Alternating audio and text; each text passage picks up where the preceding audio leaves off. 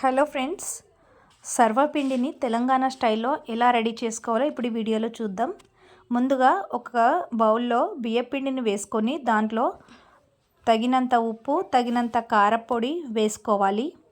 మంచిగా ఉప్పు కారం కలిసేటట్టుగా స్మూత్గా స్పూన్తో కలుపుకోవాలి. తర్వాత మనము దీంట్లోనే బరకగా గ్రైండ్ చేసిన పల్లీలు కూడా వేసుకోవాలి. ఇంకా నేను జీలకర్ర, వెల్లుల్లి, అల్లం పేస్టు, ఆనియన్ పేస్టు బరకగా గ్రైండ్ చేసుకొని వేసుకున్నాను.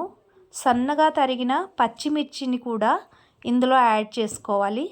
మీరు ఒకవేళ వేసుకోవాలంటే నువ్వులు కూడా యాడ్ చేసుకోవాలి. శనగపప్పు కూడా యాడ్ చేసుకుంటే చాలా బాగుంటుంది.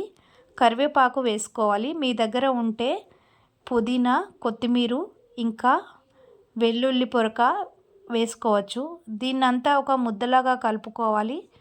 ఒక బౌల్ వెండిది బాగా మందపాటి బౌల్ తీసుకొని ఆ బౌల్లో ఇలా ఆయిల్ రాసుకొని చాలా మందంగా కాకుండా పల్చగా కాకుండా మీడియంలో ఇలా ఒత్తుకొని అక్కడక్కడ ఇలా హోల్స్ పెట్టుకోవాలి.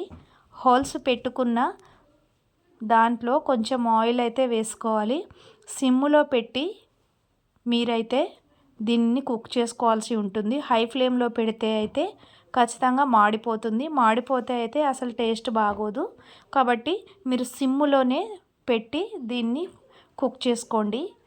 ఒక గిన్నెలో కుక్ చేసుకుంటుంటే వేరొక గిన్నెలో కూడా ఇలా మందపాటి గిన్నెను తీసుకొని ఇలా ప్రెస్ చేసుకోండి. ఆయిల్ వేసుకోండి మధ్య మధ్యలో. ఇలా మీరు ఒకవైపు కాలిన తర్వాత తిప్పి మరొక వైపుకు కూడా మీరు కాల్చుకోవచ్చు.